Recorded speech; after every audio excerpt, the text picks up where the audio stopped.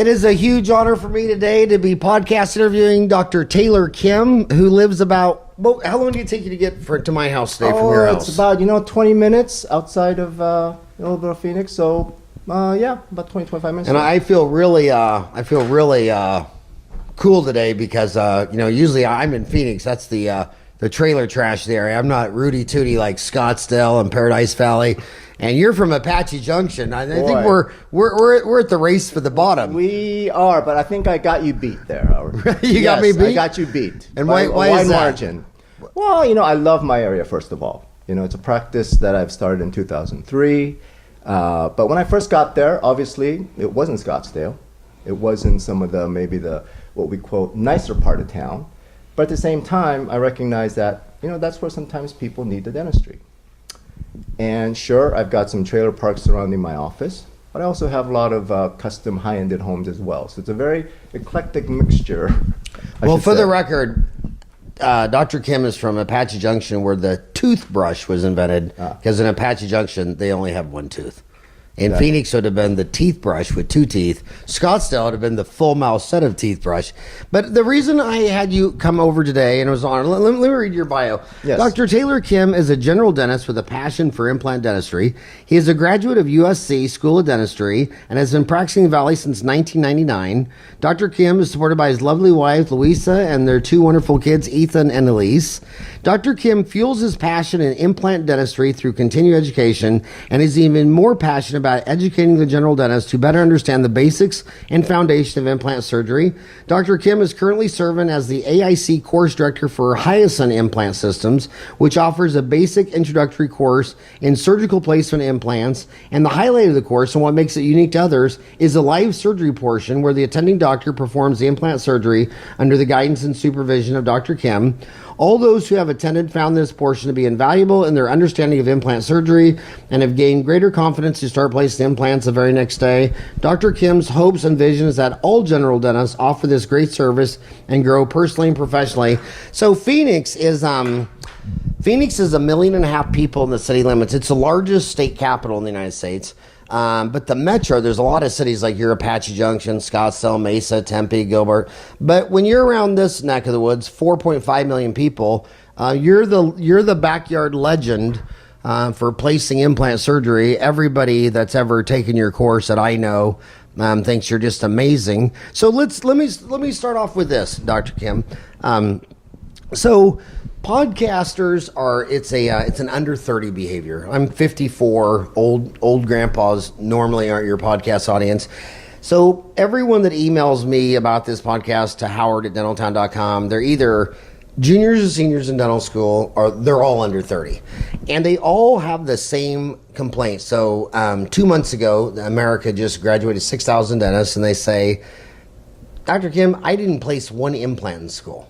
So talk to these kids. How do you go from I've never placed an implant to you're placing 20 a month since 2003? You've been doing this for 13 years. How do you go from 0 to 1? That's the how do you say? I guess that's the number one challenge in implant dentistry. It's something that perhaps in school we're not taught to the extent that I think we need to be taught, because there's just no time for when people throw their dental school under a bridge. I'm like, dude, they took you from nothing to a license to practice root canals, fillings, crown in 4 years. You can't teach them sleep apnea and Invisalign and snore guards and implants and bone graft. I mean, come on. Otherwise, we'd be in dental school for 10 years. It's a miracle they even can get them legal in 4 years. Yes. So I'm thankful for the education. However, obviously there's limitations. And now in the modern dentistry, implant dentistry is just becoming a standard of care and something that we all should be doing. But how do we go about learning and gaining enough trust and confidence to do so? And fortunately, when I was in school, we didn't have some of these kind of courses. It was a leap of faith. I had to pretty much say, I want to do it, and it was up to me to kind of figure it out too. Yeah, they offer a few courses, but nothing really surgically extensive, or nothing where I felt confident after I took a course to be able to do so. So I would say to the students now, get your education, get your license, and then start seeking out some of these courses that's available now. We have so many, there's so many instructors out there now. The education in implants have gotten, I mean, we're talking much, much better, obviously. So we know more now than back in 10, 15 years ago. So my advice will always be to seek out a course. Okay, but let's name names and be specific in order, Okay. because I want to make decisions. Decision number one, you go to the ADA, American Dental Association annual convention, you can't even count the implant systems. No. So number one, I know you're big in Hiossen, but why are you big in Hiossen? And does a bone cell really know if it's next to a Nike or a Reebok or an Adidas? Because I would think if she's going to go start taking training, well, if they're training in this system, she might be thinking, well, wait a minute, I don't want to learn about this system if I don't even know if that's the system. So, so we're going to go walk up the stairway. Yes. The first step is, what system or company would you go with and why? Well, in my, last 13 years or so, I pretty much can say I've tried them all. Yes, you've got the major brands out there. I've latched on to Hiossen about 2008, where I felt like they really truly cater to the general dentist. I think prior to that, most implant companies were focused probably on the specialists, because that's who were doing the implants mostly. And Hiossen actually offered a educational program where they wanted to train you first.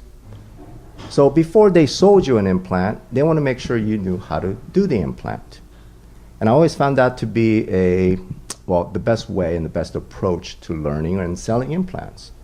As you mentioned, does an implant know next to a bone? I think the fortunate thing is that all implants work well in the body.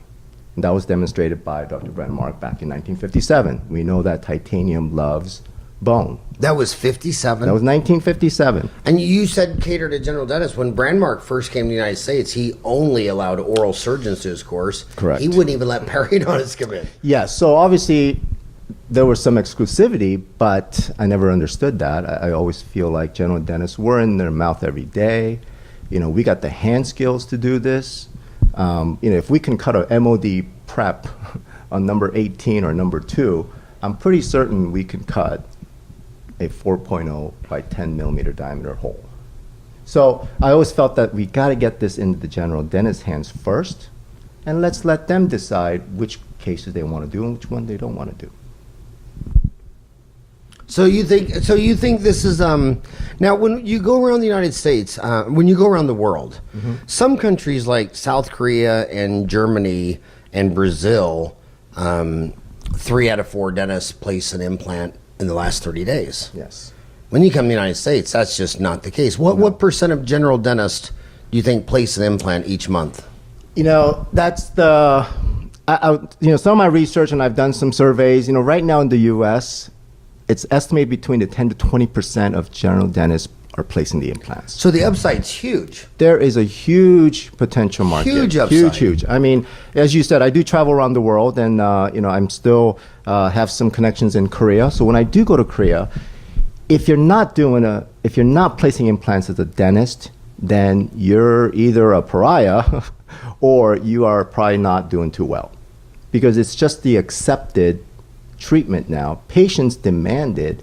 They expect it. So if you're not doing implants in Korea or some other parts of this world, then you're not up to. So what do you think it was about South Korea? I mean, there's 220 countries, and South Korea has, what would you say, 50 different implants? Yes. Or 50? Would you say? There are probably approximately or even more than 50 implant companies alone in Korea. Why would South Korea have 50 different implants made, and then there's probably 50 countries that don't make one? What do you think it was about South Korea? Gosh, I want to say maybe perhaps it's our culture, maybe our characteristics. I mean, I think we just strive to be the best in certain things. Now, granted, I think there's some flaws to that too, but I think the way we grow up as kids, being in school Monday through Saturday, sometimes on Sundays, and just this whole focus on education, and I think strive to do well, try to keep up with other countries. I think that Well, it is. I mean, you talk about what is it? LG, LG and Samsung. Samsung, Yeah. and Hyundai. I mean, Right. it's one of the most innovative economies in the world. If you think about Korean economy after the war in 1950 or so, I mean, for them to come out of the ashes after the Korean War to where they are today, of a country that is about the size of Southern California alone. I mean, I traveled around all of Korea, South Korea. In about 4 to 5 hours, you can go from capital of Seoul all the way down to Busan, which is the port, the southernmost tip of Korea, in about 4 hours, and back right up in a day. So you can literally travel around Korea within about a day. I mean, that's how small it is, yet there are some amazing things being done down there. So even how did you pick 1 out of 50 companies? Say you limited yourself just to South Korea. Yes, You had exactly. 50 choices. You have a Why lot of Hiossen? choices. And there's big brands out of South Korea. Megagen is Yes, huge. there's a and lot just of- got half of it just got bought by Straumann. Right. And so there's, like you said, it's kind of like asking, well, how do you choose a car? Or how do we choose anything else? I mean, there has to be something personal. Sometimes it's just, you just happen to find a brand. Like I said, I think they all work really well. And I look back, and as I made some of my choices, yes, there's some financial consideration. Obviously, there's some price thing that you have to consider. But in the end, it always has to be about, well, what's the support like? How can they help me to grow my implant practice? Not just sell me the product, but can they stand behind the product? And I always felt that Hiossen, as they are providing this education, I think companies do too, but I think Hiossen has really made it a point to ensure that let's teach them first, and then we can. Okay, my second question for her journey. She's 25. She just got out of school. She's never placed an implant. So you like Hiossen. Number 2, do you think that you can have an implant relationship online where you're just buying implants online with some mail order company? Or do you think there should be a human in the field, a rep in the field for ongoing support? I would say, and obviously I'm aware of all these implant companies online, and yes, there are a little less expensive. I personally feel that when you're beginning, it's good to have a company support you locally, or at least you have access to them. Because there's so many things that could happen, you're still unsure, and it'd be nice to have somebody there who can help you, at least in the beginning. Who's your Arizona rep? We've got about 3 or 4 reps out here. There's, can I mention names? Yeah, please. Oh, well, there's Because a lot of, I think Dentaltown, city by city or population wise, Dentaltown's obviously has the most penetration in Phoenix because that's where it started. Yes. So there's probably more greater percentage of people watching in Phoenix than like say LA or New York. Right. Okay. Well, no, I would love to mention them. They name are names. wonderful people. There's Lynette. There's Sean. There's Shane, and there's Sam is the branch manager, and there's Dan who covers, I believe, this Awatuki area. Because to you, people starting out, if I can name every single dentist I know, you're doing 20 a month. So how many would you say a year? 150, 200, 200? Yeah, on average, probably like close to 200. That'd be my goal. So 200 is that's a huge amount. You shouldn't have any realistic expectation that 1 or 2 or 3 or 4 years you're going to be placing 200 implants a month. Hell, I think if you place 1 implant a week, that's 50 implants a year. You're crushing it. Yes. In general dentistry. I can't name a single friend of mine in this town or that I know through Dentaltown that places an implant a week that doesn't have a human rep in the field. Mm-hmm. And they'll just tell you, even if the rep would have no idea on what to do, the rep would say, well, Johnny, three miles across town, I'll get him on the phone right now, or let's all go meet at Subway for lunch, or it could be, or you got the surgery plan and you need something now, or the contacts. When you're buying online, you're saving money, and you just never get it done. And everybody that gets it done has a live human in the field. Would you agree with that? Yes, I totally agree with that. I mean, like I said, it's not a knock or anything on those companies, but personally, and I think that's what I would recommend to everyone starting out, it's good to have a familiar face. that's why I love my role here in Phoenix as I teach the local doctors that it's not just the company now that you are, getting assistance from, but I'm there as well. I believe in when I teach my students, it's not like, okay, well, thank you for coming and good luck and never going to see you again. No, I still keep in touch with a lot of my docs who still to this day will email me, send me a case, give me a call if they have any questions. So the reps can support in the technical aspect with parts and whatnot, but I can still be there for them afterwards. And if you ever get in over your head or you got a case that didn't work out or a failure, wouldn't you want some homies in your backyard Yes. to help fix this stuff? And now you're on some website, saving money on an implant. You got a patient here where everything went wrong. Right. So we've established you like Hiossen, a rep in the field. The next thing, because I know what she's thinking, because I get about 300 emails a day. Mm-hmm. She's saying, come on, Taylor, I walked out of school with $350,000 student loans. Now you're going to tell me to buy $100,000 CBCT. Mm-hmm. Do I have to get $100,000 CBCT to start placing implants? Do I need a CAD CAM to start making in-office surgical guides? Do I need the Galileos? You know what she's Yes, saying. yes, I know. How much money is she going to spend? Because she's already $350,000 in debt, Right. And the average practice that sells, it doesn't matter what some of those rich houses are. The average house selling in the United States is 3-bedroom, 2-bath, Mm-hmm. and the average dental office selling is $650. Mm-hmm. So if she's got $350 in student loan, she buys a practice. She's 2 years out of school. She has $1 million of debt. And so does she have to buy $100,000 CBCT? I want to say yes, only because I've been in that same situation and had the same concern and the same fear of being in debt and trying to start something and getting further in debt. I once heard a speaker say that I bought the CBCT because I was in debt and I wanted to get out of debt. So the idea is there's certain technologies available and that's out there that I consider a true investment and a good kind of debt. An investment debt. It's an investment debt. And, yes, so that's the hard part of discerning which technology is beneficial to my practice despite the cost, and how is that going to transform and how is that going to make me more productive. Okay, 2 questions on that. Number 1, name a brand. Mm-hmm. And you were born in Korea, home of Samsung, so I'm sorry I'm sporting an iPhone Yes. for you. No, I've got an iPhone too. But you and I both know that if whatever, so what show me your phone. So how long have you had your phone?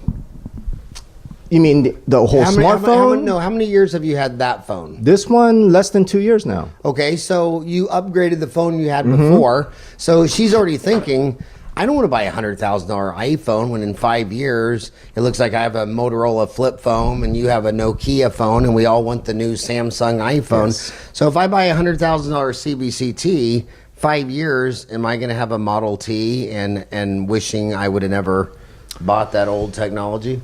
Well, You know what I'm that's saying? always, yes. I think with the technology, the way it's advancing, yes, something of today is going to be obsolete in a year or two. I've had my CBCT for almost 3 years now. Which one? I have a Prexion, and I had the fortunes of reading and receiving a lot of different company CT because I have other docs who take a CT on their patient and they want me to help review it. So I've seen pretty much every CT imaging out there. So before I even made a decision to buy mine, I think I had a chance to even view some of those imaging.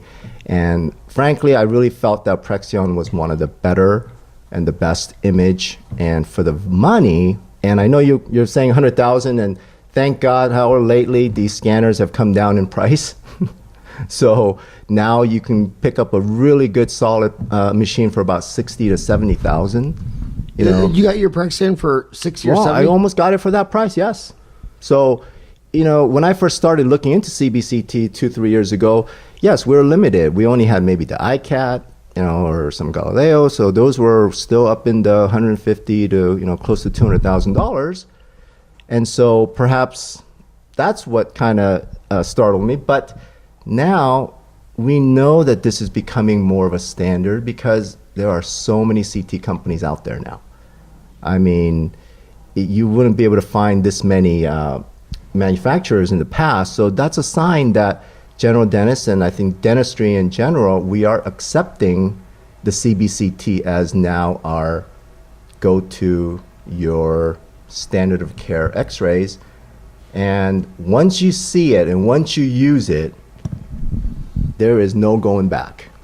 And where is Prexion made? Who makes Prexion? I believe it's a Japanese brand, and they're limited to that. And there's a wonderful local rep. Is Michelle. yours the sit down? Yes.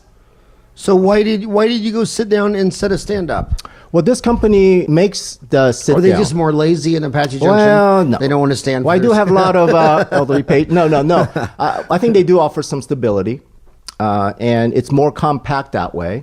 So I think the whole design, it's not this intimidating looking MRI machines where you're going to be laying down and you're going to be fed through a tube. Kind of that's how we sometimes imagine CTs from hospitals and from watching, medical drama series. So, but a CT just looks like any other panel that you have in your office. I traded my digital panel for it, and it just took up a nice space right in the corner of my office. And it's very, minimalist in design, and just patients love it. I mean, I think that's the key. Patients now know, and they're educated enough to know what the difference between a 2D image and a 3D image. And before I even get into the room to see them, I have them viewing the images, and they're just so amazed that this is them. Okay, that's the next question. When I bought my CBCT, I bought Carestream. Mm-hmm. And by the way, I bought it. I paid it in cash. A lot of people think that, because I have a media company or whatever, I get everything for free, and that's not true. You have to disclose your all those things. But I personally felt like it was buying the Hubble Space Telescope, and you're seeing the universe and didn't even. I mean, they're hard to read. It's the point I'm making. Yes. So how do you even learn how to read a CBCT? Because I'm lucky. There's three of us in my office, and you know how many times the three of us are looking at the CBCT and nobody has any idea what we're looking at. You know what I mean? We're all pointing to something saying, right, what is that? And you have three doctors, I mean, 24 years of college looking at a picture saying, I have no idea. Yeah. Well, I mean, that's definitely like anything else. I'm sure that's how we all felt when we first saw our x-rays in dental school. We took this 2D image. I had no idea what we were looking at. But just like anything else, and I think now most of us, or we have to be computer savvy and are familiar with computers, and I'm sure the younger generation is probably better at that. Even myself, I'm still learning. But yes, there's some learning. I'm not going to, that's being disingenuous if I say that you're going to be able to read it right away. But I think with the proper training that most of these companies offer, and just playing around for a couple hours, you'd be amazed how quickly we can pick that up. Does the Prexion have any on their website here? Do they have any? I noticed you have to log on, which that's one of my pet peeves against dental websites. Yes. Why would you have to log on? I know. Can't we just get on? To Prexion. Don't you want us to Carestream see does it? the same thing. Invisalign does the same thing. I might just turn away from that website. World-class videos, but it's only for their customers who bought this stuff. Okay, that's preaching to the choir. Now that same content is sales if you open it up. I'm Howard Ferran, and I can't even watch your damn videos because I haven't registered or logged on. Yes, Prexion. So is there a lot of videos to teach reading CBCT on Prexion? Well, I think frankly you have to get on with their trainer. I mean, they provide 3 days of training for you and your staff, and that should all be one digital course on their website. I agree. So the next time they do a 3-day training, just one time, video the whole damn thing, put it on your deal, because you have that cost anyway. Yes. For one person. Now it's digital on your Prexion website. There's 2 million dentists on Earth. Yes, I mean, they do offer, obviously, in the software, there is the manual and everything, and so it's not that you don't have access in your machine already, but, sometimes... Yeah. You just... Okay, so we're making a lot of decisions. We went with Hiossen, go with a rep in the field. Yes. Go with Prexion. Okay. Now, training. Hands-on training. They went with implants, they want to see live implants placed. Yes. Where does she go for that? I just came back from a meeting where there's some courses that's out of the country, obviously. There's a lot of courses that's being held in Mexico for a lot of the other companies. And yes, you get to place a lot of implants, but sometimes it's not about the volume. Because I believe those kind of courses, sometimes they just go in and they're just doing so many that at the end of the day, you still feel like, okay, well, I did it all, but then what happened? What did I learn? And the problem is then you go back home and you're never going to see those patients again for a follow-up. So you don't get a chance to restore those cases when you go overseas. So, it's kind of like it's like we're planting a tree or a flower in the ground, and we've nurtured it, and we want to see it to grow. And that's kind of how it is when you're placing an implant on your patients, because after about 3-4 months, and you've been taking care of it in between during the post-op, then you get to see your final fruit. But some of these kind of training courses, I feel like, yes, you might get some experience, but you don't get to see the in-between. So I always felt that there was that doubt. But when you come to a live training course, specific with mine or the ones that we do here in the States with Hiossen, yes, we are unique because you're actually allowed to put an implant on your own patient. From out of state? Well, out of state's the tricky part. So we do have these courses throughout the country. The problem with the out of state where they can come in unless they're licensed here. But we already got a workaround on that. Yeah. Do you know our workaround? No. So, Chris Volchek? Chris Volchek is probably the coolest dentist on earth. He was born in Globe, Arizona, in a trailer. And he decided to take a public health dentistry route, and he runs the homeless shelter for the vets. I see. So he went to the Arizona State Board of Dental Examiners and says, because he's got a totally decked out 9 office in downtown Phoenix. Wow. And the line of vets is literally 100 yards long every single morning. And he said, if somebody licensed in good standing in the United States comes to my homeless shelter, can they do dentistry for free on my vets? And the board said yes. So if you held your course, and some other, there's a couple of dentists doing it now. So if you hold your course with Chris Volchek in downtown Phoenix, any dentist from the United States who has a license can do dentistry. They just got to be on a vet for free. I see. And so if you ever want to go have lunch with Chris Volchek, yes, I think I'd love to explore that. Yeah, well, anytime, and you don't need me, but I love Chris. Okay. He's I think he's the coolest dentist. Sure. And he just loves his, and he's taught me so much about homeless. I don't want to sidetrack on homeless, but he's been doing this as long as I have. We're the same age. He's been doing it 30 years. About 85% of the homeless, in his experience, are schizophrenic. The homeless people that lose their job, live on the streets, and get cycled back into society when they need some help or whatever, he thinks that's only like 5 or 10%. So they all have a comorbidity. They're in poverty for a reason. And when you put them in a home, they kind of get paranoid, and you put them in a home, they escape. But when they're sleeping out on a sidewalk, they feel more relaxed. And then they all have comorbidity of some type of substance abuse, because anything makes them feel better. Any drug, anything they do, it'll make them feel better. So and they're all vets. They're all people who served. And if you had a course to fix up homeless vets, half your homies would show up just because they want to learn implants, but they want to help the vets. Yeah. No, I think that's so a wonderful Chris program. Volchek. Yes, I would definitely keep that name in mind, and I wish. Yes, I think that'd be great for. And dentists love traveling to Phoenix in the winter. Yes, not in the summer. Yeah. Not in the summer. I don't know why we don't have courses here in the summer. Okay. Yeah, you could fill those courses up in the winter. Yes. So I think sometimes, yes, because we are trying to cater to because due to that licensing issues and because we want them to bring their own patients so they can follow up and restore the crown so they can really get the full-on experience. I think that was the Hiossen's goal, and that's what we've been doing for the last 8 years or so now. So when I was in school, the game was the longest implant in the world. And it seems like over the last 3 decades, a lot of people have realized that most of the implant bone stress is just in the first 4 or 5 millimeters. 5 millimeters. And it seems like implants are getting shorter, fatter, even to the point where some people are saying You have much less fear of hitting the invaluable nerve. And so are implants getting shorter and fatter like me? Or are they, No, Howard, you look great.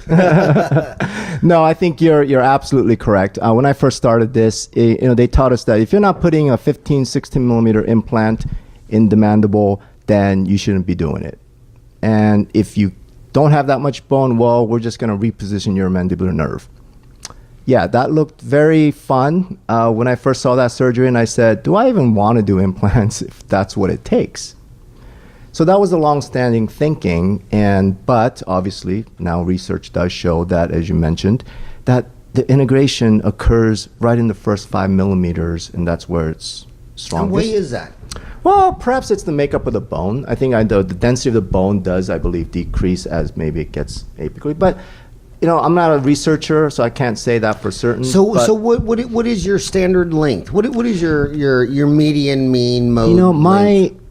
I always tell every implantologist or dentist that if you can put a 4x10 millimeter everywhere in the mouth, you're going to be just fine.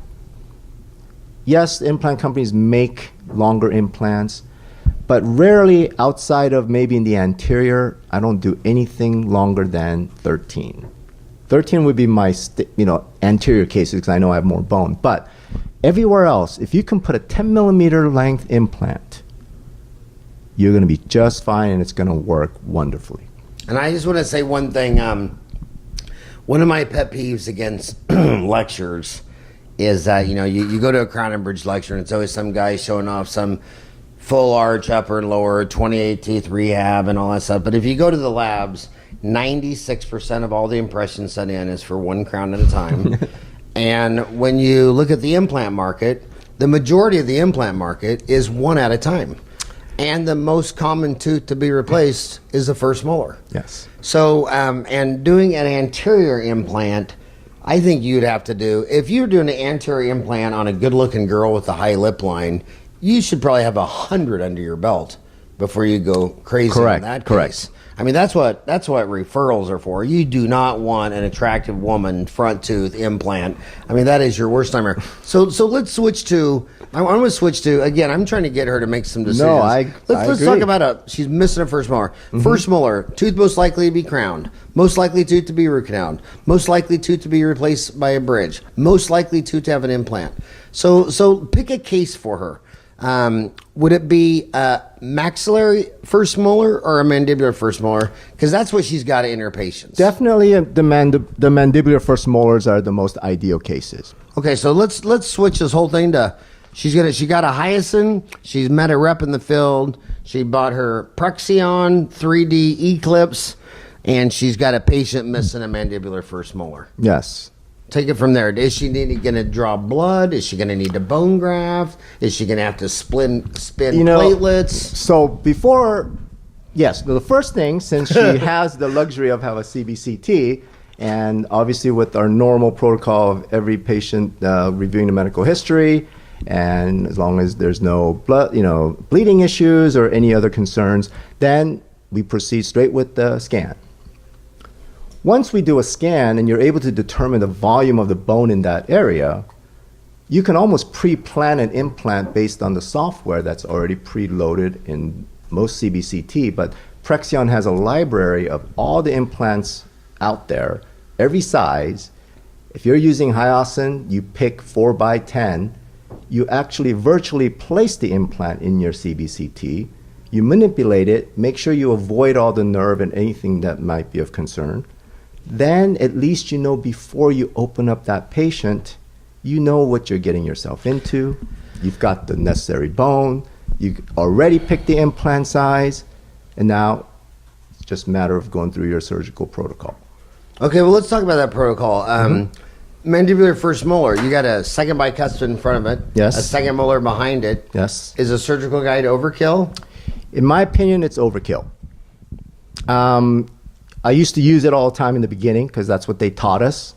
And that's what they said, well, you got to get a surgical guide to get it in the right place. But I believe when you have those references, as you mentioned, the first, the second bi, and maybe the second molar, you already have your reference there. And really, I teach that the implant has to go in where the center of the restorative crown. So too often we think so much about the implant placement. Where does the implant go, or how do we do the implant? But we're general dentists that ultimately needs to restore that space. So my philosophy is it's crown down, which means think about the restoration first, and then we work backwards to the implant. I use an example of this where I'm a big golfer, and I moved out to Arizona because of my passion for golf. Did you? As much as I love it, because you went to USC in I'm LA? from California, and it takes 6 hours to play around in LA. So I said, you know what, that is way too long. I'm tired of playing fivesomes, and so I said, where can I go and practice and play? And I said, well, here's Phoenix. I told my friends I'm moving to the east, and they're like, what, New York, Boston, Philly? And I go, nope, I'm moving to Phoenix because this is about as east as I'm going to get, having grown up in Southern California. And I can play as much golf as I want. And with so many beautiful courses here, that was my main reason. Not to distract you, but why Apache Junction? I think Apache Junction found me. That's what I said. I did some temporary work out there, I recall, as an associate, just filled in for some people when I worked for most of these corporate dental offices, and didn't leave me any impression per se. It was just another day of going in and just doing my temp work. But when I was looking to open a practice, I was looking in Chandler, and the same management, their building was about 1.5 years out to be built. So I said, well, that might be a little too long. But then they said there's a property that's ready to go right now in Apache Junction. And I said, that's a little further than I expected and never even considered it. So as soon as I got there, I knew. But see, that's what I'm saying. What do you think would have happened to your journey if you'd have gone to North Scottsdale with the other 849 million dentists? Bless those dentists up there. I respect them. I think it's a great place, obviously, to live and practice. But I know for me, I'm so happy that's where my journey started. And to this day,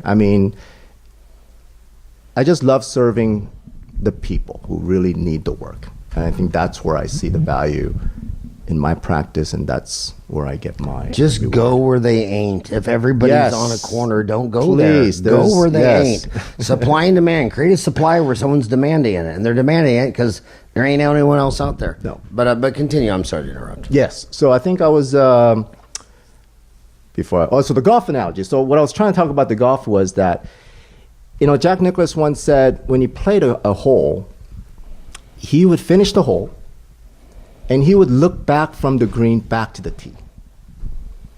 And he said, had I just played it from this spot instead of where I was, then I would have avoided some of the hazards, and I could have made a better decision, and I would have got to the green and maybe had a better score. And when I thought about that, I said, when we play golf, we're on the tee, and all we see is what's in front of us. Yes, we know where the hole is, but right now our objective is just to get to that first tee shot. Maybe we've got to avoid this and avoid that, but we're so focused on that, and then once we're done with that, then we focus that way, and the next shot. But we can make errors along the way because we didn't see the end results.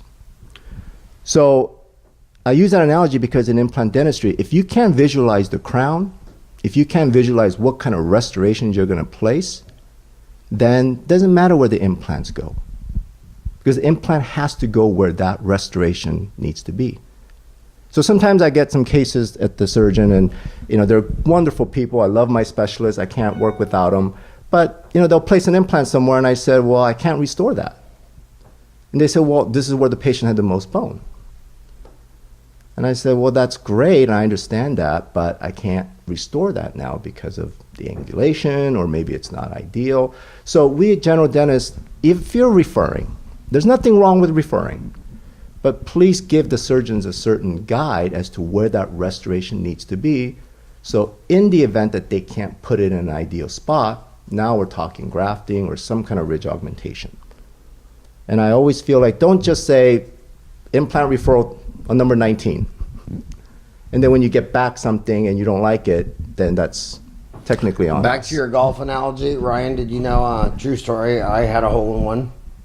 Is that right? Wow, I'm still looking for my first story, one. and that's why I had to get my wisdom teeth removed. because Get it? A hole in one, tooth number one, my wisdom tooth cavity. now, how much did you spend to pay for that hole in one? Actually, I was an undergrad in Creighton University, so I walked over to the dental school and I told them I was a poor dental student. They felt sorry for me, so they pulled my 4 wisdom teeth. Oh no, I'm talking about the hole in one golf. The hole in one. No, was I that meant hole in one. Well, now that you See, mentioned, I tricked you because you did trick me. You did trick so me. I said Thank hole you, in Howard. one. See, I'm so focused but on. See, it was a hole in tooth number one. You had your golf hat on, not your dentist Well, hat. now on. that you mentioned the hole in one, in Japan, if you get a hole in one, the party that you have to throw is astronomical. I mean, you got to spend so much money. That's kind of like the tradition. Here too, I mean, when you get a hole in one, you're supposed to buy people in your group a drink. But in Tokyo, in Japan, you got to buy and spend tens and thousands of dollars. So what they do now, these golfers, they have insurance for hole in one. So if you're a golfer, you better take out that hole in one insurance in case you do Ryan, make a hole in one. Reminds me of. I still remember that dentist that pulled my wisdom teeth. His name was Paul O'Malley, and he went to Texas. Let's look him up and find him, do a podcast on him, because that was back in the day. And he was also my karate instructor at Creighton. Me and some of the guys on our floor, we took karate, and he was the instructor, and he was a dental student. He was 4 years ahead. He's a black belt. Coolest dude in the world. Wow. Yeah, we should see if he's still. That joke made me think of a memory from 1983 is when that happened. I see. Okay, so continue. By the way, this is an awesome interview. Oh no, that's so then she's also thinking. Well, but no, I can't place an implant if I don't know how to. But what if I get in there and I need to bone graft? Do I need to draw blood? Do I need to spin blood? Do I need to talk about all that? So, all that. Before I knowledge. think, I think that this is a great example. Membranes, but surgical yes, membranes. I think before you touched up on something right before you started this scenario where, you said if you go to the lab and you only see one implant at a time. Whereas sometimes we go to some lectures and we see cases that are full mouth rehabs and just crazy grafting, harvesting bone from your iliac and or elsewhere in your body, and we're actually regenerating bone or grafting bone. And so I think that's an important distinction that you kind of touched upon, because I've been to those courses and I still go to those courses, and they're supposed to be for people that are just learning how to do implants. And what I found, at least from my experience of being actually sitting on the other side and listening to this, it's great. It's great to know that we are capable of doing these kind of work for patients who need it, but it's not a reflection of reality. Right. I don't know about you, and in my practice, I don't have people coming in saying, "Here's $50,000. Can you do 10 implants, both upper and lower? I want to get started." It just doesn't happen. And I think some of these lectures and some of the classes, I wish they would just focus more. I know it's maybe a little boring. Maybe it's not as exciting just to show them how to do one single implant correctly. But I think if we do that more, A, I know that I wouldn't be as scared. B, I think that would encourage me more to want to do implants, knowing that, hey, I have cases like this in my practice all the time. And maybe that's all I want to do. Maybe I don't want to do the full mouth cases. Maybe I'm not ready to do that, but I wish someone could just show me how to do that one single tooth implant and do it well. I always say I'd rather do 10 implants on 10 individual patients than do 10 implants on one patient. I know, and you always talk about Nordstrom's, and every lecture, every time they mention Nordstrom's, I want to throw up. Would you rather own Nordstrom's or Walmart? I'll take the 4,000 Walmarts any day over the handful of Nordstrom's who have gone Chapter 11 a couple of times since I've been around 30 years. And number two, the placing one single implant a week, 50 a year, that's a complete game changer. And you're never going to do an all-on-4 at Clear Choice for $25,000. So you're saying she doesn't need to learn how to spin blood. No. She doesn't need to bone graft. Well, I mean, at some point she may, once she realizes that, yes, I'm comfortable doing these single cases where situation is ideal, you have enough bone, you verified that you have enough bone using the CBCT, and you can start doing implants. My mentor used to tell me, if you just do 30 40 implants, you're just as good as me. I said, come on, you've been doing this for 20 years, and you're telling me that if I just go out and do 30, 40 individual implants, that I could, maybe not as good, but you're not that much different. I didn't believe that, Howard, until I actually did it. And I've had students who came and did 30, 40 implants, and later they would tell me, you know what, you were right. Because at that point, now you've got the basic foundation down. Now it's just a matter of applying that in different situations. And now it's learning about maybe how to handle bone atrophies and how to, graft. But there are wonderful courses out there where when you're ready to learn that procedures, go learn it.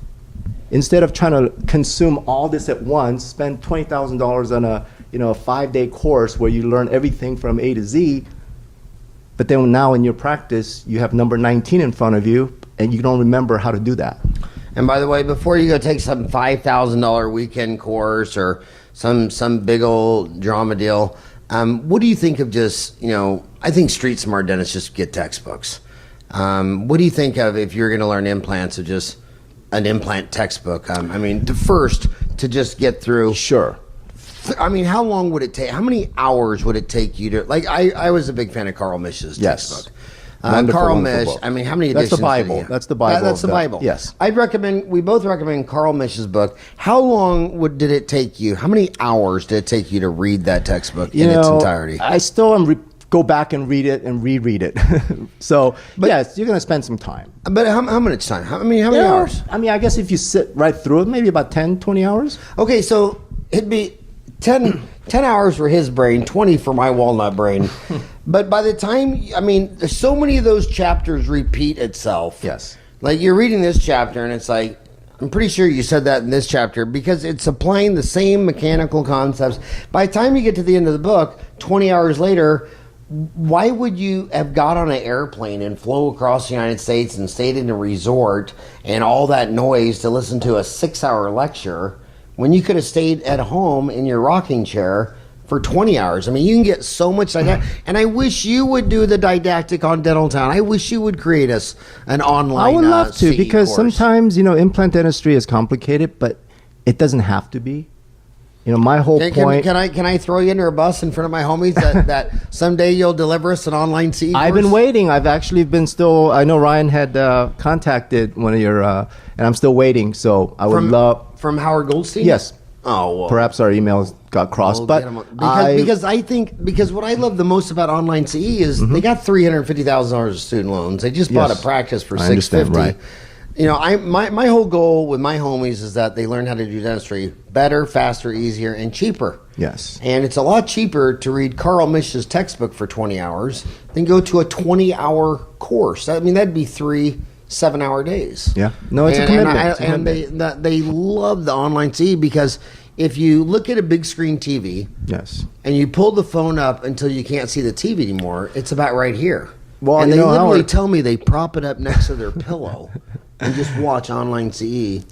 Howard, that's how I learned how to do my sinus case.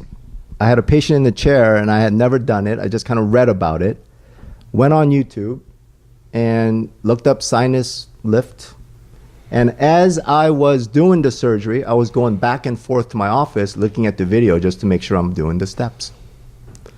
So, and I learned a lot from that. So yes, like to your point, if you are pressed for time or if you can just view some of these simple, everyday cases. I always have wanted to make a video of my procedures because you know what? It's going to be done in 5 minutes and you're going to be like, that's it.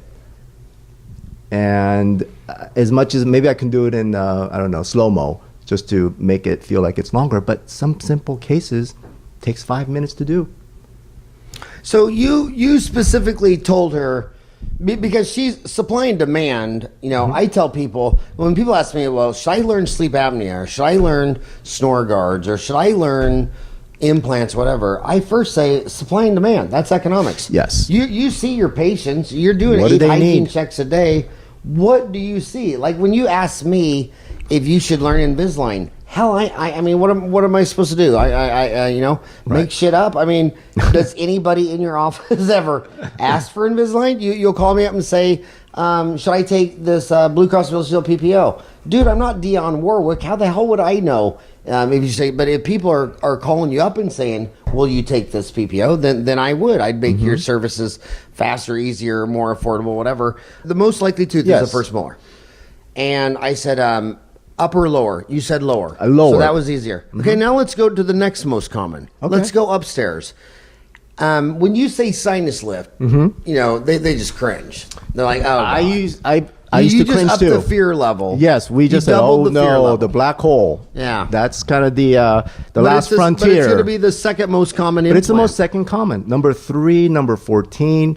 I have a certain protocol where if it's number 2 or 15, I try not to go there. I think first molar occlusion is plenty. And it's so much harder to access 2 and 15 anyway. So if you can restore everything up to the first molar, I think that's golden. But that means sometimes on number 3 and 14, you're going to have that sinus issue. Even with the short 10 millimeter? Even with some of the shorter 6, 7 millimeter implants. Okay, so when you talk sinus lift, some people are going in from the side. I think that was the Hill-Tatum technique. Well, there's a lateral approach. Yeah, lateral approach. So talk about sinus. Just switch over to sinus lift. Yes, let's talk about the sinus because that was once again one of the fears. So I used to tell my patients that I'm a specialist in implant and I am a specialist from number 5 through number 12 and from about 19 to 21 and so on. So, of course, certain teeth, we were always a little fearful. I would say 90%, maybe even higher. If you have an edentulous first molar 3 and 14, before you even take a CBCT or any kind of scan, I already know there's going to be some kind of a sinus involvement. Patient's been edentulous for 10 years. They lost his tooth, when they were, early on, and they had nothing there. The ridge might look wide, and you're thinking that looks like a slam dunk case. But before I even take a scan, I know there's going to be a sinus augmentation. If the tooth has been missing for more than a decade. Yes. Even sometimes I'll extract and wait 6 months. Even then, I still have to go in and do some kind of sinus augmentation. So it's already a given in my practice and the way I talk to my patients that I already prepare them for that. You can't just go and say, oh, well, by the way, now, yes, we're going to have to do a sinus lift. So those kind of little surprises are the worst things. So you want to prepare and let them know. Give them the worst case scenario. But I'm pretty certain from my experience that area. So now the actual procedure part, now we've come to some wonderful way of doing the sinus lift, which takes away some of the fear. We used to go ahead and use the osteotome technique where I would have to literally bang the patient's head to break the sinus floor in order for me to get any kind of lift. Now, shortly after, the patient's complaining of headaches. My assistant's hands are tired from holding their patient's head. I'm tired from banging on the little osteotome.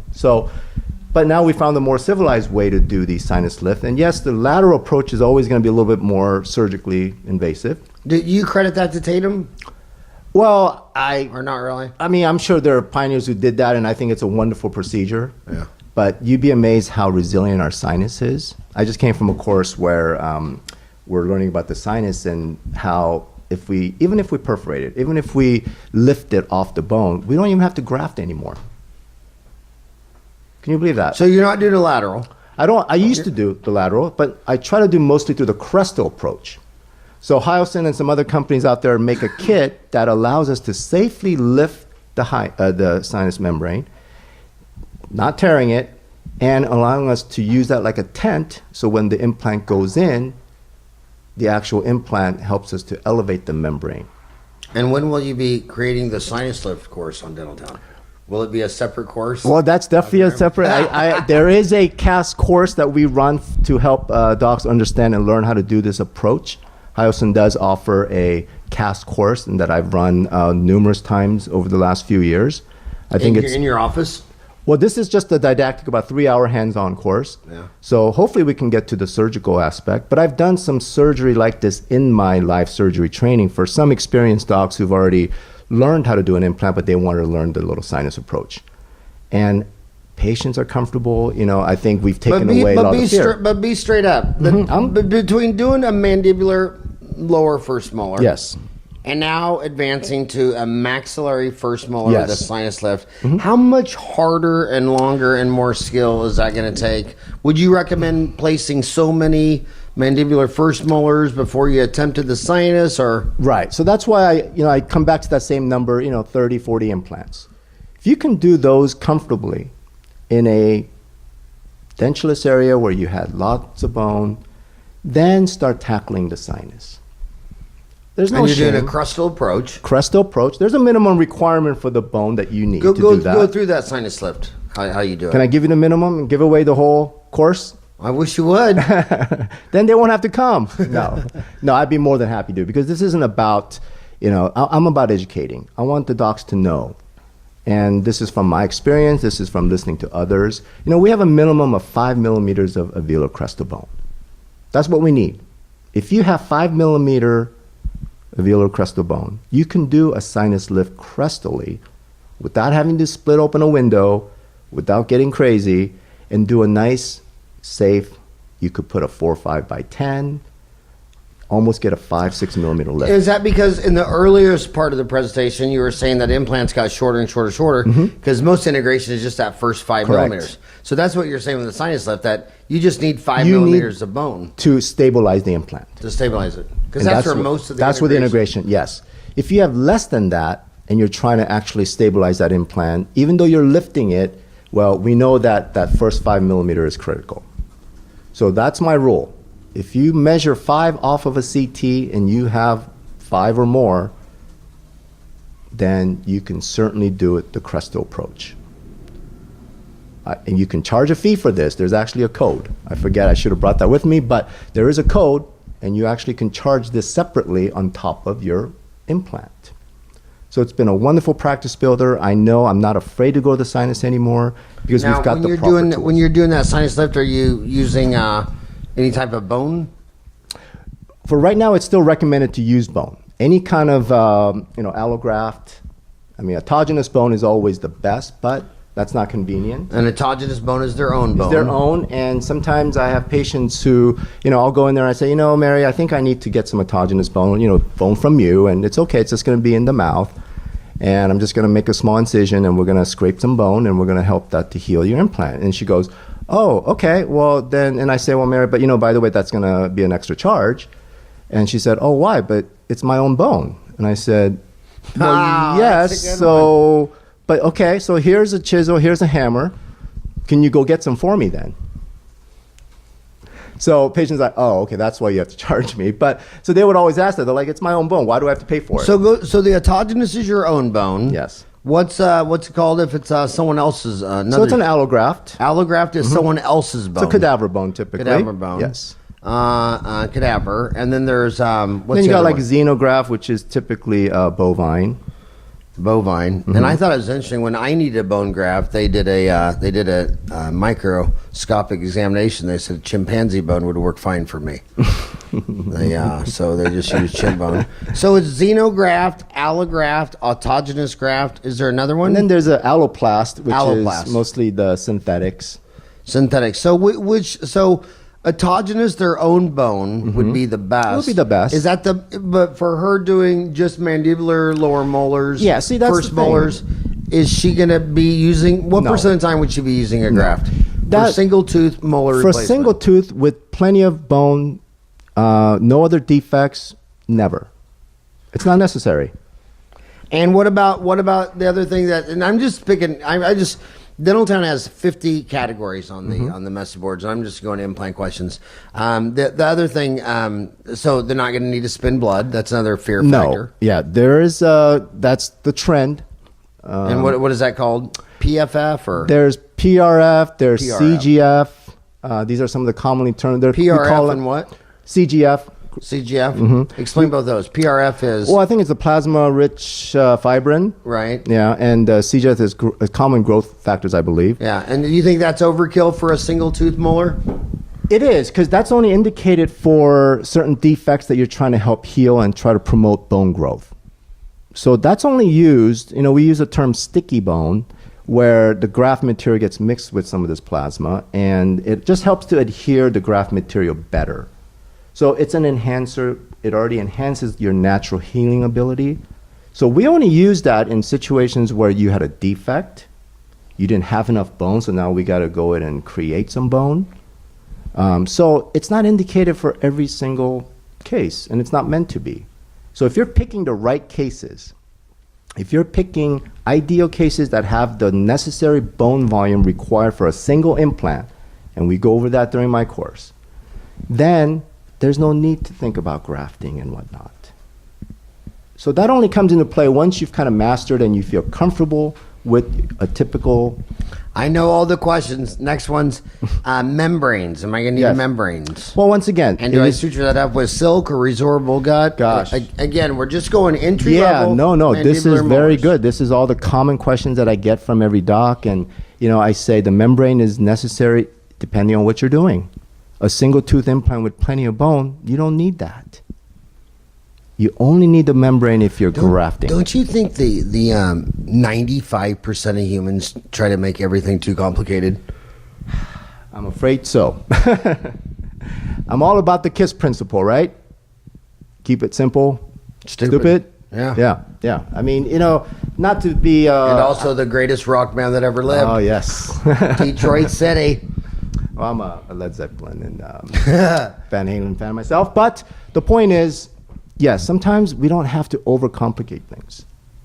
Yes, there are a lot of, what I learned from just attending most of these classes and courses, and I've listened to lectures from docs around the world, is that, well, just even this past weekend, I was at an ICOI meeting in San Diego, and they said, one guy said, always use a membrane when you're grafting. Then the next lecturer comes and say, I never use a membrane because it works just fine without it.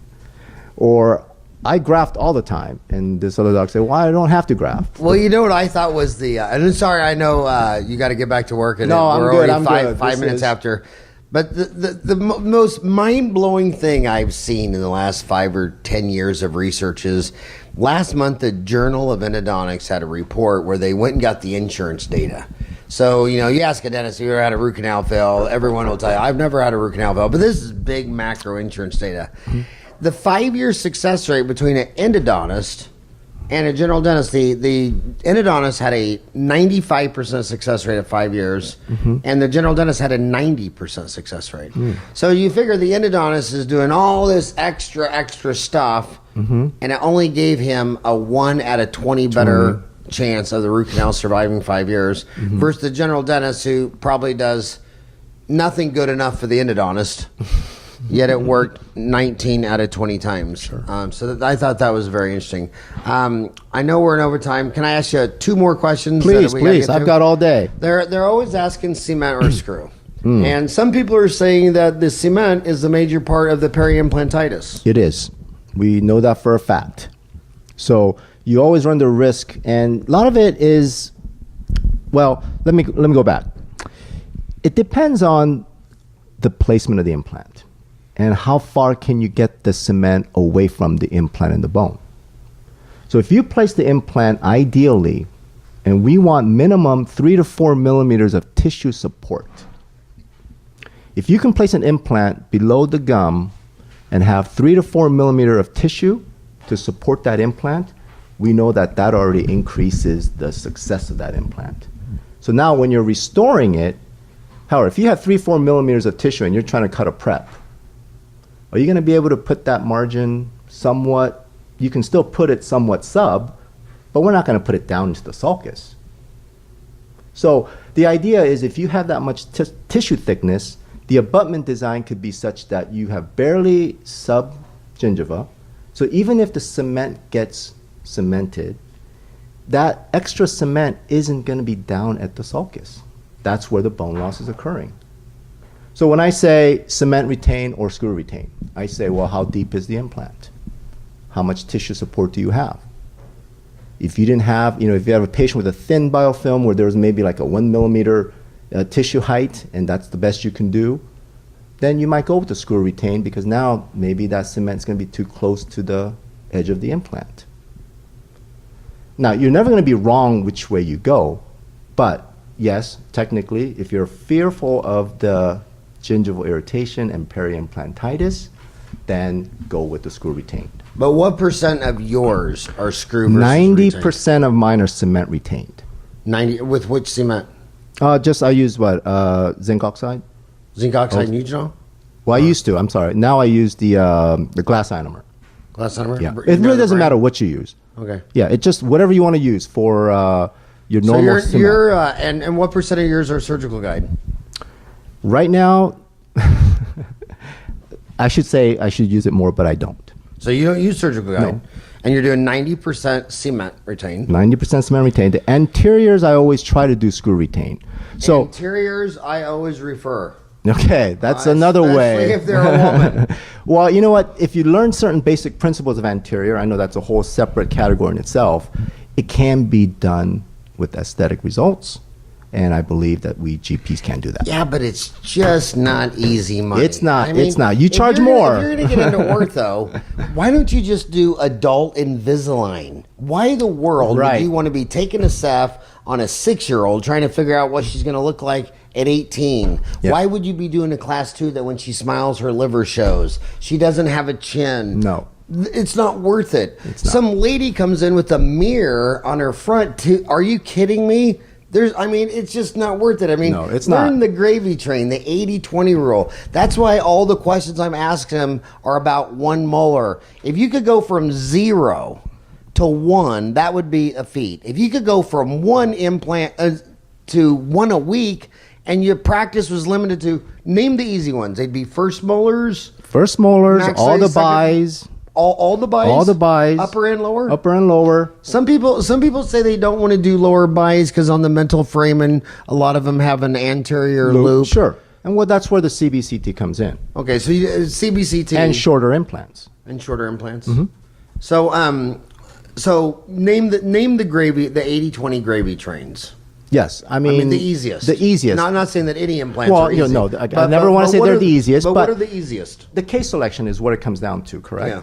You know, we know in real estate what's the 3 most important things. Location. Location. Well, in implant dentistry, it's case selection, case selection, case selection. You pick the right cases, that's how you basically. What if one of my achieve homies success. wanted to run a case by you? What if someone wanted to talk to you? They Do can you- always email me, And what is your email? TaylorKimDDS@gmail.com. Taylor Kim, TaylorKimDDS.com. And by At the way, G- you and at I are Gmail. both DDS, which is the real dentist. DMDs are not a real dentist. No, I can prove that. I'm not even kidding. Oh, really? Okay, well, good to know. Even though the last 7 dental schools in the United States were all DMD, if you go to Microsoft Outlook, which is the #1 Outlook, and I wrote Tim Kaler MD, it would put in there Kim, comma, Taylor.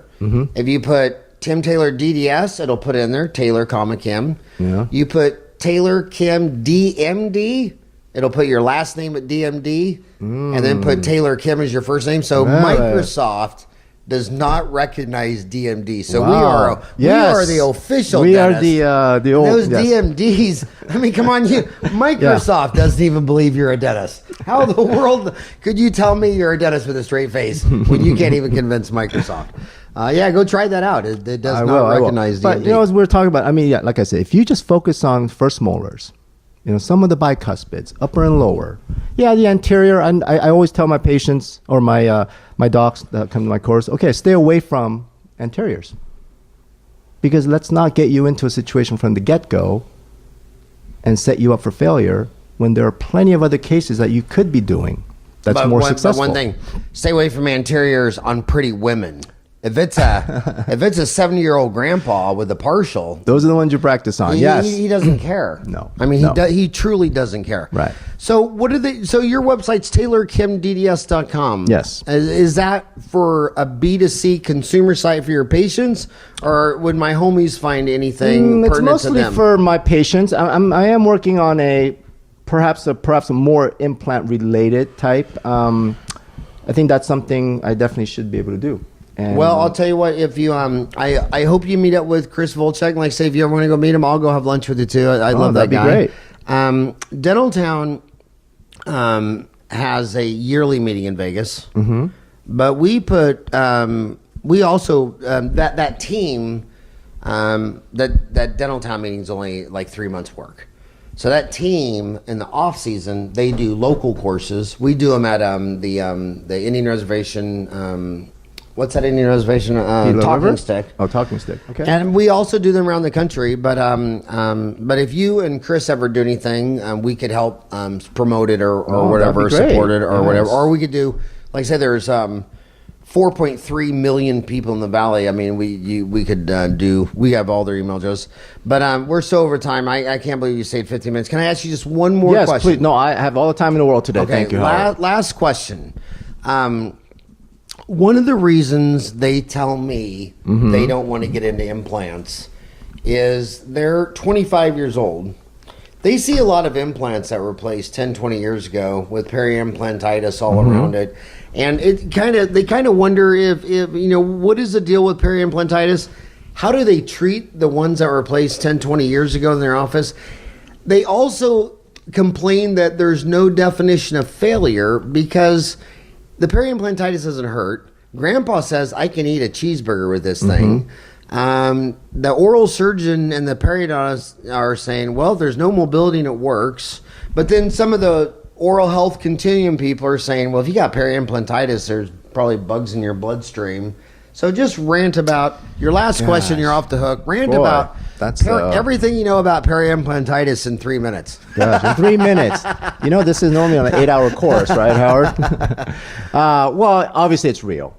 And, you've been doing this, if you do this long enough and you have patients, and that's the thing. So many patients are now getting implants that your 25-year-old recent graduates, you're going to be dealing with this peri-implantitis and implants in general for the rest of your career. For perhaps you and I, I'm almost I've been out for 20 years now. And even though I've been doing a lot of implants, I don't see as many patients that are out there who come in with implants. So this trend's going to get worse, or we're going to have more patients in the future. So you have to learn to even deal with it. Never mind if you're not placing it, but you're going to have to learn how to manage it, how to maybe remove it if need be.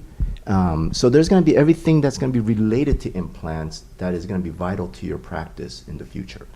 So with peri-implantitis, as I said, it's real, it happens. Yes, there are certain stages where I feel like you have to take more active role. I mean, we do treat it as if this is a perio condition. So just the way you would treat periodontal disease, do we just go in and start extracting every single tooth that has mobility or that has certain perio or pockets? No. So, but is there an active abscess? Is there an active infection? I know people use a lot of CO2 lasers out there now. We do the typical curette and SRP approach. I know sometimes the guys say we try to graft that site back by cleaning it out and adding some graft material. I'm not convinced that is effective and that works well. It's really tough to grow bone back, especially on a contaminated implant surface. So, if there's someone out there doing it with success, I would love to know about it. But from my knowledge, I don't practice that way. I think a lot of it is just management. And ultimately, if you see that it's causing a defect, and if there's still some bone left, perhaps it's best to consider removing it and placing another implant instead. Okay, but when they clean around it, some dental school instructors told them they have to use special plastic instruments. You do, yes. Other people in the field say, I don't even know if it's doing anything. I mean, the plastic bulky deal. Then other people are saying they scale on it. Some people are saying that the scaler has to be titanium to match the deal. And then it's even more confusing because if you looked at all the implant companies, they have every surface known to man, from smooth to rough to So talk about scaling and root planing a dental implant with peri-implantitis. I mean, my hygienist does have a special set of scaling tools that's titanium and plastic. Now that's just to basically clean the abutment margin, right? We're not scaling the actual implant threads or surface. So I think for that purpose, you definitely don't want to roughen up the abutment surface. So I think using something plastic or something of the same material is probably beneficial. But once you get down to the actual implant threads, now that's a whole different story. I think we can take a Cavitron tip. We certainly can take a laser down there. A lot of it is just basically it's for hygiene. We're just trying to, be bright. Another question she has: do you ever give a script of systemic antibiotics Or there's local antibiotics. Some people put minocycline Sure. chips. There's chlorhexidine chips. Do you ever use local or systemic antibiotics or antimicrobials on peri-implantitis? I think perhaps if it's a full-blown abscess, perhaps just to get them under control before you go back in and do some curettage or some sort of SRP. But I personally don't place any of those kind of chips into the pockets. Like I said, I have a few cases that I can just think of recently that I've been managing, and sure, after about 3 years, it got to a point where now we had to extract it. So we know that, and then when you mention mobility, of course there's not going to be any mobility. If you have 3 millimeters of implant integrated into the bone, you're not going to have mobility. That thing is solid as a rock. With just 3 millimeters? Even just with 3 millimeters. So, removing an implant that's integrated, that's to me is harder than placing an implant anywhere in the mouth. But, when they're integrated only 2-3 millimeters, sure, it makes it a little easier, but don't expect to have mobility and use that as a sign that there's something going on. But there are obvious signs. You're going to get, fistula, you're going to get, obviously erythema around the tissue. It's very obvious when an implant is failing or has implantitis. Well, I can't believe you went an hour and 20 minutes with all I these stupid can questions. probably go on forever. I wish. Like I say, I know my backyard like the back of my hand for 30 years. This guy is the go-to man legend in my backyard. I have so many friends that speak so highly of you. It is an honor that you drove all the way from Apache Howard. Junction to the other low-life part of town, Phoenix. You drove through all the good parts. You drove through Mesa, Gilbert, Chandler. I sure Sydney. did. You probably wanted to stop at all those cities along the way. This is a beautiful area. And you kept going all the way to Phoenix. But hey, I'd love to get any of your courses online at Dentaltown. They're a huge hit. I hope if you ever want to do out-of-state license, guys, I hope you go meet up with I think Chris that's a good... Volchek, and I hope to network with you any way in the future possible. I just think you're an amazing man, and it was an honor that you spent an hour and 20 minutes with me and all my homies today on Dentistry Uncensored. No, Howard, thank you. It was my pleasure and truly an honor to be here. And, I'm always about, main message is I want to inspire dentists to get into implant dentistry. And I think that's the main message that I like to take away from today is, learn about it, get excited about it, and be inspired, and do something good for your patients. And one last thing, it's so nice to replace a missing tooth without getting 2 more teeth involved with the bridge. Because if you've done dentistry, you've been out of school 2 months. We've been out of school 3 decades. It's so nice. You're missing a tooth. Just replace that missing tooth. Don't get 2 other teeth all involved. Yes. Patients don't want that anymore. Yeah. So you may not have a choice. Okay. Thank you. Thank you very much.